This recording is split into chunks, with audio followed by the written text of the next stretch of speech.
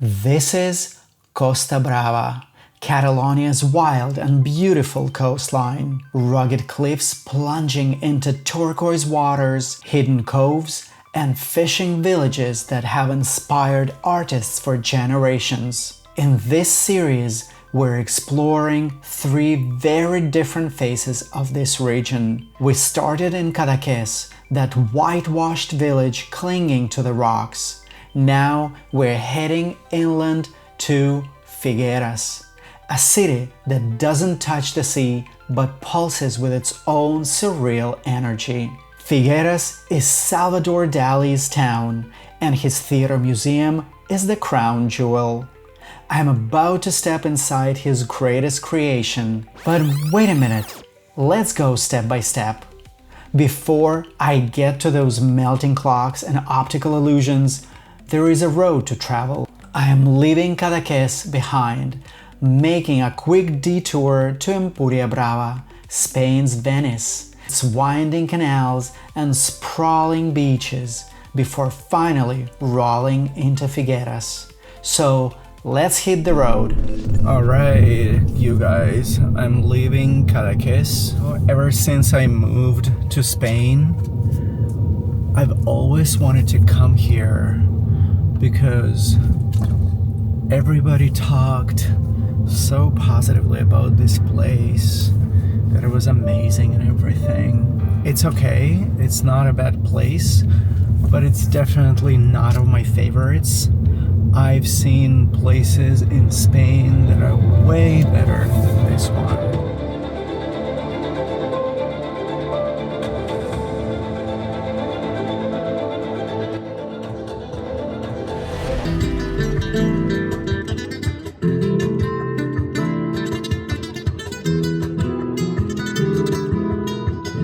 When I was just planning this trip, I wanted Cadaqués to be the last place I visited, and then because of different logistics issues, I decided to visit Cadaqués first in the end.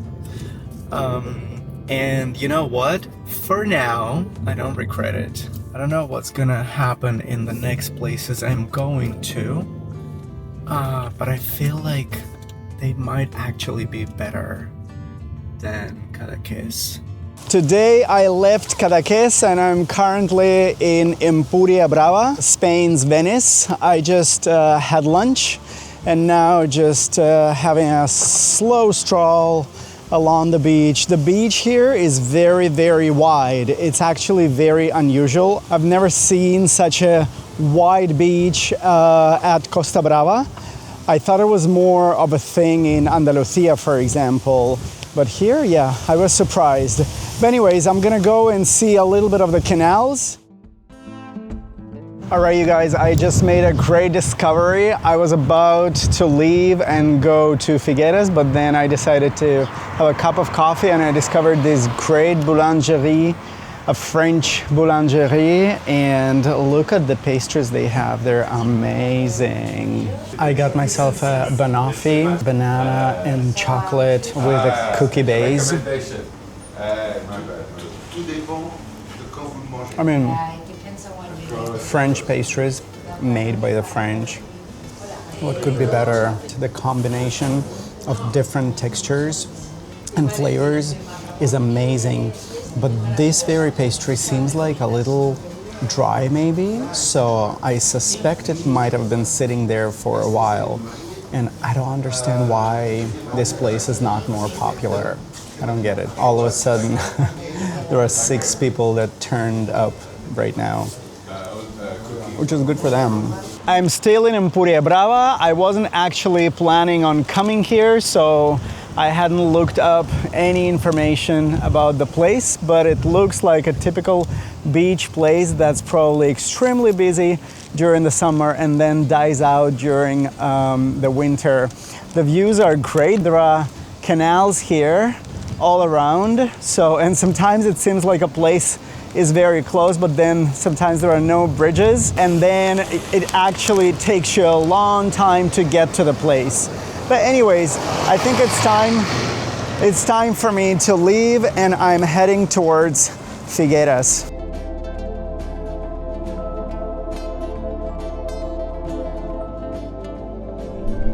Alright, just arrived at the hostel that I'm staying at in Figueres. Let's see what the room is like. You're gonna be the first ones to see.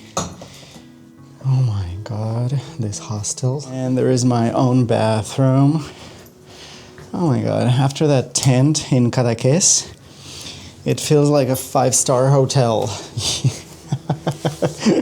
Let's open the window and see what the view is like. Oh my god, I think there is a parking lot. Some mountains in the distance. Great. Today, we're visiting Figueres in Catalonia, Spain. And of course, a big part of my video will be devoted to this guy, Salvador Dali. This is where it all began. Number 6, Carrer Monturiol, Salvador Dali's birthplace. He was born here in 1904, and the building has just reopened as a museum and interpretation center. Inside, you can see the rooms where he grew up, his father's strict notary office, and first drawings of a boy who already knew he would be an artist. I'm not going inside today, but just standing here, you can feel the weight of where a genius took his first breath. Now, walking away from Salvador Dali's birthplace, I'm gonna grab a coffee before I'll be heading to the Dali's museum. And just around the corner, there are a couple great brunch places, so I'll link them down in the description in case you wanna check them out. So this is one of the brunch places called Savage. Let's see.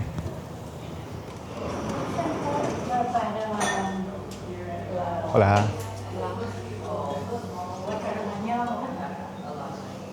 As I have very little time, I'm just gonna have this bikini, it's called, ham and cheese sandwich, and a cup of coffee, and we'll be heading to the museum because I have my ticket booked for 9:45, which is in 20 minutes. Simple, but always good. Remember that it's called bikini only in Catalonia. I remember when I just arrived here, and like a year after or so, I went to Madrid and I ordered a bikini and they were confused. They were like, what? So yeah, if you want a ham and cheese sandwich, you order a bikini in Catalonia. All right, see you in the museum. All right, I'm on the way to the museum. I'm running because my visit is booked in 9 minutes, but it's just around the corner, so I'm right on time, I think. I'm very excited. Look at the stairs. Look at these. There are some sculptures leading to the museum. Okay. Wow. And this square. All right, and the museum should be right around here. And if you want to enjoy the museum without crowds of people, come early in the morning at around 8 a.m. and you'll also get great shots. Ahead of us is the most surreal building in Figueres, the Dali Theater Museum. But it wasn't always a museum. It started as the town's municipal theater, where a 14-year-old Salvador Dali first showed his paintings to the public. That theater burned down during the Spanish Civil War, and for decades it sat as a crumbling ruin. Then, in 1960, Dali had a wild idea. He told the mayor, instead of donating one painting to a local gallery, he would give the entire town a museum, built right here inside the ruins of that old theater. He wanted to create a great surrealist object, a total work of art where everything, the walls, the ceilings, the courtyards, would be part of the experience. Construction took years, and the museum finally opened in 1974. Dali spent the rest of his life adding to it, and when he died in 1989, he was buried here in a crypt beneath the stage floor. This isn't just a museum housing his work, it is his final masterpiece.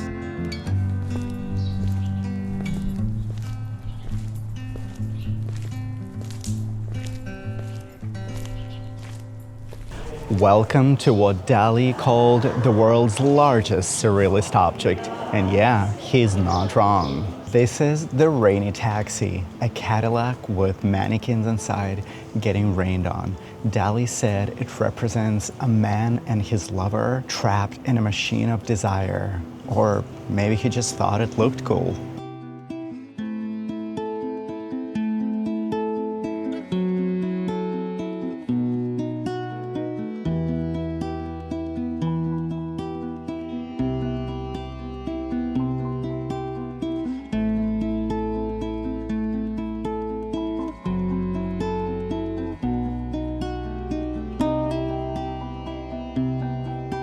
And right here, under this dome, is where Dali is buried. The man designed his own tomb. You're literally walking over the man himself, and it seems he would have loved that. This is Mae West room, and this room only makes sense if you go up the stairs here and look through this small lens. Go ahead. Yes, now you're standing inside Mae West face, classic Dali. And here it seems like there is another optical illusion, and all of a sudden you can see some bubbles. It looks like a nose, even though I'm not sure what it is really, what it's supposed to be. Throughout the museum there are these installations where they have the coin machines. So you drop a coin inside and it'll open a piece of art for you or show you something.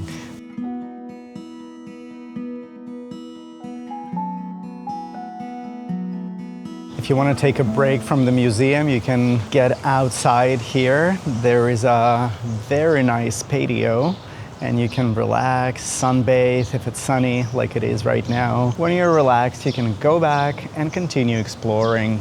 This museum is chaotic, weird, and brilliant all at the same time. So the order of the rooms doesn't make any sense, and the numbers of the rooms don't go in order. Classic Dali. The museum is full of optical illusions. What can you see here? Rocks, but take a few steps back, and what can you see now? Now I'll show you something real cool. What can you see in this picture? Gala, Salvador Dali's wife? Absolutely.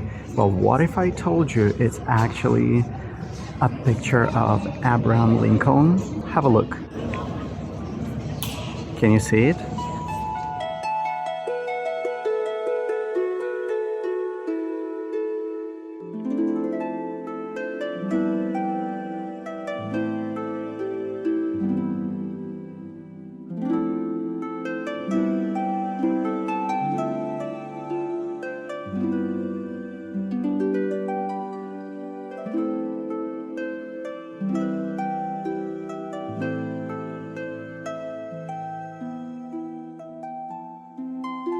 And now we're stepping right into the Palace of the Wind, the very place where Salvador Dali held his first exhibition back in 1919. Look up at the colossal ceiling fresco he painted between 1969 and 1973. It's an allegory of the Empordà region and the Tramontana wind, which I talked about in my Cadaqués video. If you haven't seen it, make sure to check it out. Dali included a surreal rain of gold coins falling toward the viewer. But the most peculiar attraction here is one of Dali's most brilliant optical illusions, the bust of Velazquez turning into three figures conversing. Why Velazquez? Because Dali considered him Spain's greatest painter. He discovered Velazquez's masterpiece, Las Meninas, at the Prado Museum as a young man and was utterly captivated. Look closely. On the forehead, Dali placed a miniature of Velazquez's masterpiece, Las Meninas, the very painting that inspired the entire creation. The ears are tiny sofas. The beard and mouth become the figure of a kneeling nun. And where the eyes should be, two cavaliers deep in conversation. One face becomes an entire scene. The bust is made of bronze with painting details that complete the illusion. It's pure Dali, turning a portrait into a puzzle and inviting us to see the world from a completely different perspective. Right in the next room, you're looking at the persistence of memory, those famous melting clocks. But the truth is, the original 1931 painting is not in Figueres. It hangs at the Museum of Modern Art in New York City, where it was bought and donated by an anonymous collector in 1934. Here, you're looking at a replica, and it's still striking. Dali didn't just paint, he designed jewelry. Rubies that look like hearts, gold that drips like time, wearable surrealism.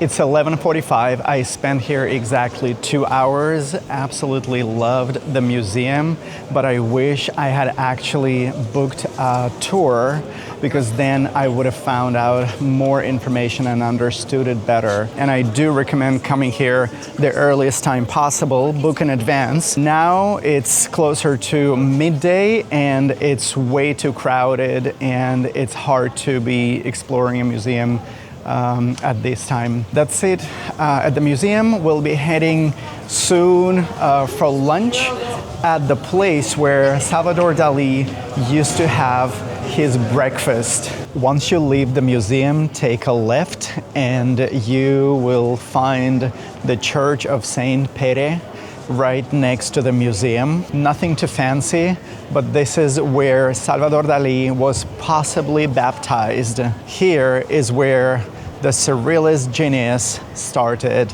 just like any other local kid. Here is something I love. Dali didn't just paint Figueres, he lived it.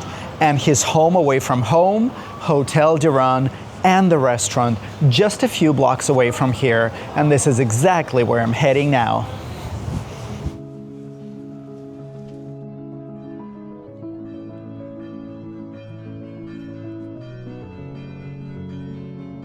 During the construction of the museum, Salvador Dali always stayed at this hotel, Hotel Duran, and the rooms 101, 102, and 103 were always reserved for the Dali family. Usually he would stay in room 101, Gala would stay in room 103, and nobody knows what happened in room 102. I'm currently in the room where Salvador Dali used to have his meals, and as always with him, there is a story to tell. So he had a secret code with the receptionist, and if the receptionist told him there were people in the lobby, he would come out all theatrical. However, if there was nobody, he would come downstairs as a normal guy, get his cup of coffee, and go sit outside. Luis Duran, the former owner of the hotel, and Salvador Dali were actually good friends. And here you can see some pictures of Salvador Dali and Luis Duran here, and also here with Gala. Right in the lobby, we can see pictures of zodiac signs that Salvador Dali drew, and when they got on sale, he told Luis Duran to go and buy them as soon as possible, and he signed them for him. So some of them are original and some of them are copies. So I booked a table here for lunch. The hotel outside looks very simple, but inside the decoration is actually quite great. It's not the cheapest place, but I wouldn't say it's extremely expensive, and they offer a special menu Duran, okay, with lots of options. It's like a set menu and it costs 35 euros, and you can choose two different things from the menu. It's like the starter and the main course, and then you can choose one dessert, and I'm not sure if it includes a drink or not, but I think for this kind of place the price is more than reasonable, and let's see what it tastes like. To begin with, you get a complimentary starter, which was like some meat and olives, and the yummiest bread ever. And then for the first course, I got moral mushroom cream soup with urchin foam that I'm gonna have right now. And let's see if it's any good. Oh my God, it smells absolutely delicious. Let's see what it tastes like.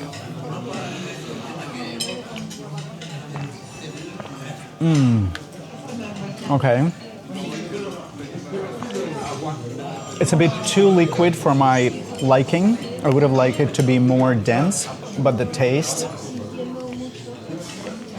yeah, it tastes great. The urchin foam, I'm trying it for the first time. So, and it's an interesting taste. It's kind of like a little sour, I guess. I'm gonna try it with bread as well. So, let's see. Just dip the bread a little bit. Even better. And for the second course, I got roasted lamb with rosemary potatoes. So let's try. Oh, the meat is mellow. I can feel it with my fork.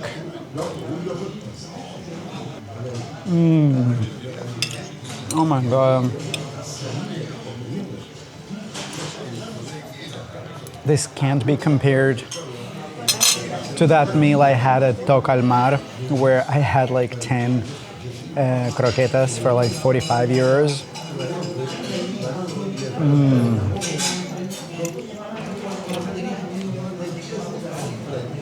The flavor, the texture, oh my God, everything is great, really. This is the place to have lunch. I got some more bread for my lamb, and it's hot and I love it. I don't know if you can see the smoke coming out. My God. Yeah, I love bread. And of course, no meal can be finished without a dessert. Anyways, not mine. I'm having bunyols, a typical dessert from here. Okay, with a sweet wine. Don't worry, I'm not gonna drink all of this. In fact, I don't drink alcohol, but I'm gonna try it just on this occasion. Yes, so I didn't know you were supposed to have your dessert with wine.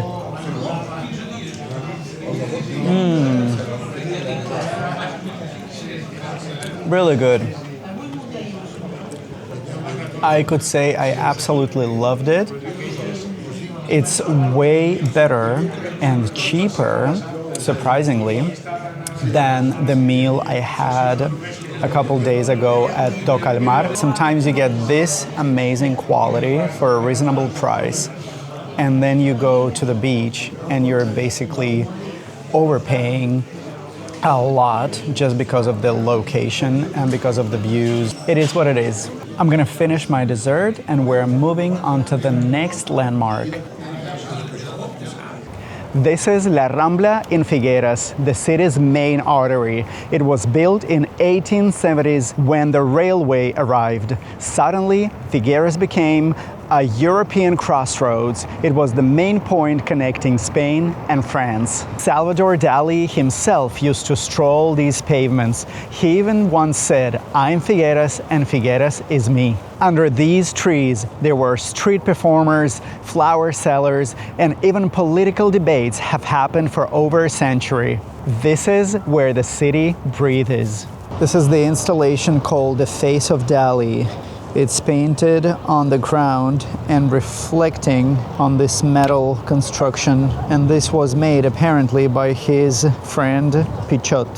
And when you're walking down La Rambla, at the end of it, pay attention to this building here. It's called Casa Così, and it's included in the Heritage of Catalan Architecture for its beauty. From here, it's a 7-minute drive or a 30-minute walk up to the castle, and that's where I'm heading for the sunset. I'm entering the castle of Sant Ferran Unfortunately, my first try to come to the castle of Sant Ferran wasn't successful because it closes at 3 p.m. I just didn't know that. I can't see the sunset from the castle of Sant Ferran, which was my initial plan.